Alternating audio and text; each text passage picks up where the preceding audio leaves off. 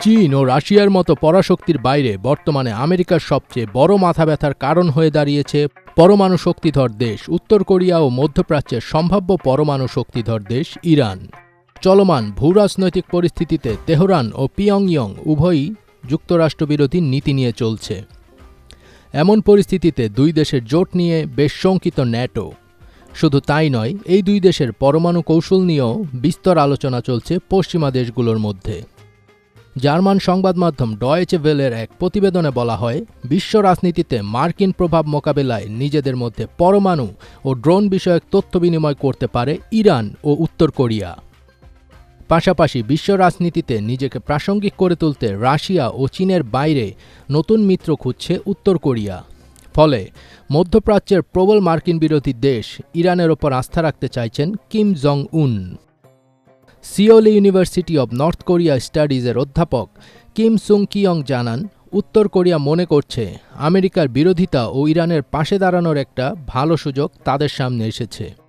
পাশাপাশি তেহরানের কাছে অস্ত্র ও সামরিক প্রযুক্তি বিক্রি করার একটা সুযোগও পাওয়া গেছে বলে মনে করছে পিয়ংইয়ং। ভিশন এসে নিয়ে এলো মানিব্যাগ গ্যারান্টি অফার। 1 মাস ব্যবহার করে সন্তুষ্ট না হলে সম্পূর্ণ টাকা ফেরত। গত এপ্রিলে ইরান একটি উচ্চ পর্যায়ের বাণিজ্য ও আর্থিক প্রতিনিধি দল পাঠিয়েছিল উত্তর কোরিয়া। এর আগে 2019 সালে একই ধরনের প্রতিনিধি দল পাঠায় পিয়ংইয়ং। এসব সফরে দুই দেশের মধ্যে কোনো সমঝোতা হয়েছে কিনা তা নিয়ে দুদেশই মুখ বন্ধ রেখেছে। তবে সামরিক প্রযুক্তি, পরমাণু অস্ত্র ও ব্যালিস্টিক ক্ষেপণাস্ত্র নিয়ে কথা হয়েছে বলে জল্পনা চলছে। ট্রয় বিশ্ববিদ্যালয়ের সিওল ক্যাম্পাসের আন্তর্জাতিক সম্পর্কের অধ্যাপক ড্যানিয়েল পিংস্টন জানান, তেহরান ও পিয়ংইয়ংয়ের মধ্যে দীর্ঘদিনের সম্পর্ক রয়েছে।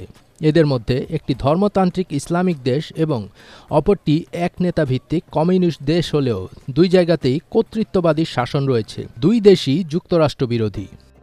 বিশ্লেষকরা মনে করছেন, উত্তর কোরিয়া বর্তমানে সেসব দেশকে গুরুত্ব দিচ্ছে যারা সামরিক ও আর্থিক দিক দিয়ে তাদের সাহায্য করবে।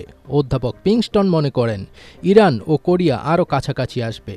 তারা একে অন্যকে রাজনৈতিক ও কূটনৈতিক সাহায্য দেবে। তিনি জানান, অতীতে উত্তর কোরিয়া ইরানকে পরমাণু প্রযুক্তিও দিয়েছে। ফজবির তাজ, এটিএন বাংলা।